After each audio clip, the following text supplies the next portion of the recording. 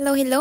Magandang araw sa inyo lahat. Again, ako'y nagbabalik. Tinry po pala namin kumain dito sa Dancing Crab, matatagpuan sa Shinjuku, Tokyo. Mabilis lang tong hanapin yung location nila kasi paglabas nyo mismo sa may Shinjuku, Tokyo, makikita nyo na agad yung kambang o yung sign. I know maraming exit ang Shinjuku Station. Siyempre gagamitin natin yung Google Map. I recommend pong mag-reserve po kayo ng time ninyo kung anong oras nyo pong gustong pumasok or kumain sa Dancing Crab para po hindi kayo maghintay ng matagal sa labas. Meron din po pala silang branch sa may Osaka. So kung trip nyo, Gora na bells! Trip po pala namin kumain ng lunch dyan sa may Dancing Crab kasi medyo mura kapag lunch. Kung trip nyo yung medyo energy or yung medyo lively na restaurant, ay naku, puntahan nyo talaga to. Parang hindi kayo nasa Japan. And super friendly pa yung mga staff nila dyan. Ayan na nga po, naghintay na po yung iba kasi yung iba po hindi po nag-reserve. Kaya kung ako sa inyo, mag-reserve na po. Pagpasok nyo pa lang, nako, yung mga smile nila, yung energy nila, yung bang pag-greetings pa lang nila, yung parang welcome na welcome ka dito sa aming restaurant, yung ganun. And yes po, nag-i-English po yung mga staff dyan. Isa din po sa kagandahan kapag nagpa-reserve ka po is may maganda ko pong seat, yung makikita po nyo yung outside. So eto na nga, naghahanda na nga si kuya ng aming makakain.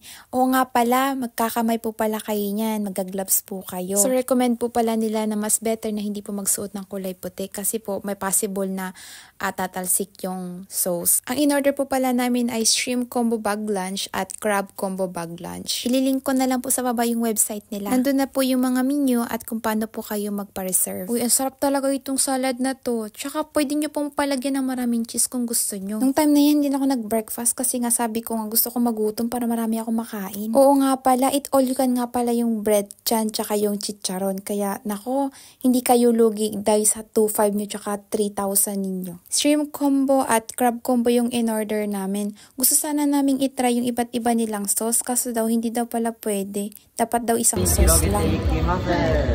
僕が3、2、1って言ったら、その後に一緒にカニカニって言ってください。何カニ？はい。カニカニ？カニカニでお願いします。そしたら、いきますよ。3、2、1。カニカニ。ありがとうございます。すごい量ですね。そうなんですよ。多いです。May offer din po pala silang birthday surprise or Valentine's surprise. So makikita nyo rin po yun sa link nila. At saka may event din po sila dito. Like sasayaw po sila. Like ganito po. I told you!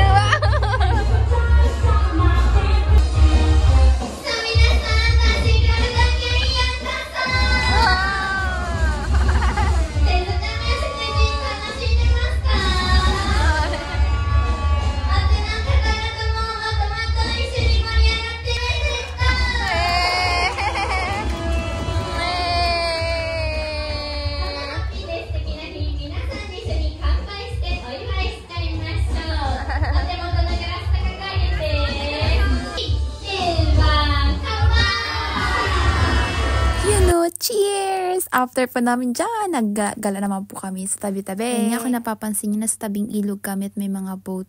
Actually, ang gusto talaga namin puntahan dyan is Sakura. Kaso lang, hindi pa pala nag-bloom yung Sakura dahil masyado lang kaming excited. Pabida-bida na naman yan siya. Sponsor naman siya ng kape. Kagandahan lang nito, walang entrance fee at saka ang bayad dun sa boat is 500.